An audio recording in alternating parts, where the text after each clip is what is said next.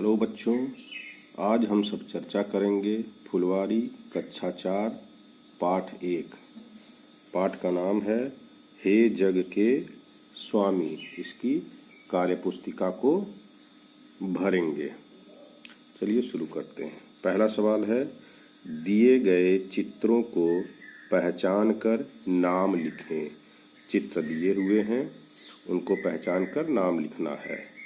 तो ये देखो सूरज है, तो यहाँ लिखा हुआ है सूरज।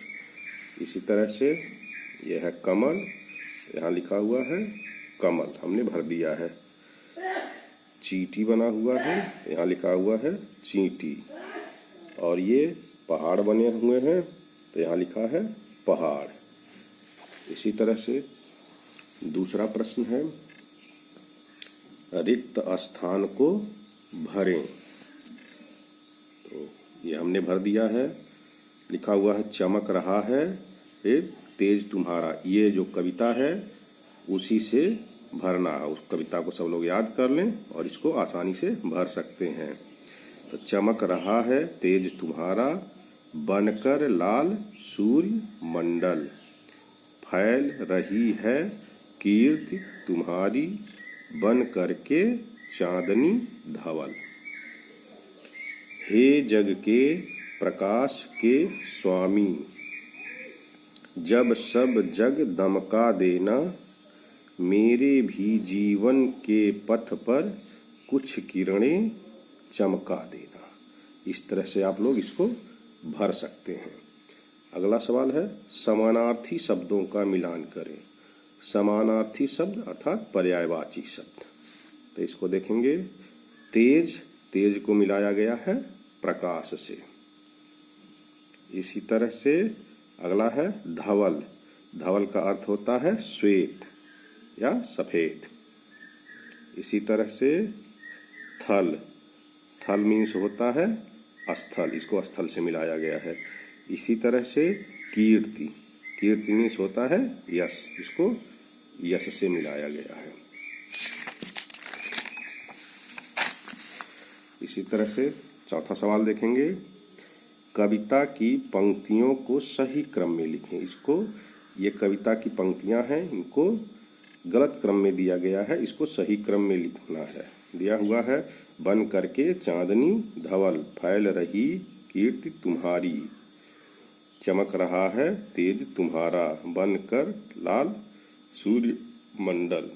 तो इसको सही क्रम में करेंगे। तो सही क्रम में हमने किया हुआ है, चमक रहा है तेज तुम्हारा, बनकर लाल सूर्य मंडल, फैल रही है कीर्ति तुम्हारी, बन करके चांदनी धवल। इस तरह से इसको आप लोग भर सकते हैं। अगला सवाल है प्रश्न नंबर 5, सोच विचार कर लिखिए। सोच विचार करके तब इसके उत्तर को लिखना है। पहला सवाल है, कविता में किन किन स्रोतों से प्रकाश के मिलने की बात की गई है। अर्थात कविता में कौन कौन से ऐसे स्रोत हैं जिनसे प्रकाश के मिलने की बात की गई है। तो इसका उत्तर है, उत्तर कविता में सूर्यमंडल, चांद की चांदनी और तारों से प्रकाश के मिलने की बात की गई है। इन स्रोतों से प्रकाश के मिलने की बात की गई है। अगला प्रश्न है, कविता में किन किन प्राकृतिक चीजों की बात की गई है। किन किन प्राकृतिक चीजों की बात की गई है।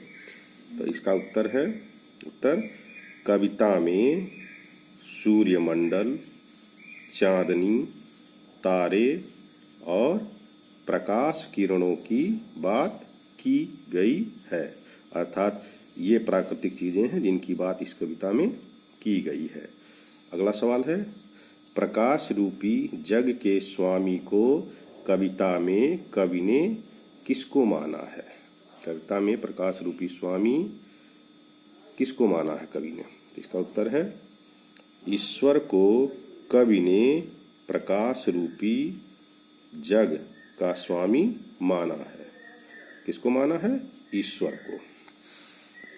अगला सवाल है, पर्यायवाची शब्द लिखें। पर्यायवाची शब्द लिखना है, यानी समानार्थी शब्द। पहला है सूर्य, इसके पर्यायवाची शब्द हैं रवि, दिनकर, सूरज। दूसरा है पानी, इसके पर्यायवाची शब्द हैं जल, नीर, वारी। अगला है पृथ्वी, इसके पर्यायवाची शब्द हैं धरती, भूमि, धरा। इसके बाद अगला है पुष्प, इसका पर्यायवाची शब्द है सुमन, कुसुम और फूल। इस तरह से इस सारे एक्सरसाइज को भर करके और आप अच्छी तरह से इसको याद कर सकते हैं। अगर वीडियो पसंद आया हो तो इसको लाइक, सब्सक्राइब और शेयर जरूर करें। धन्यवाद।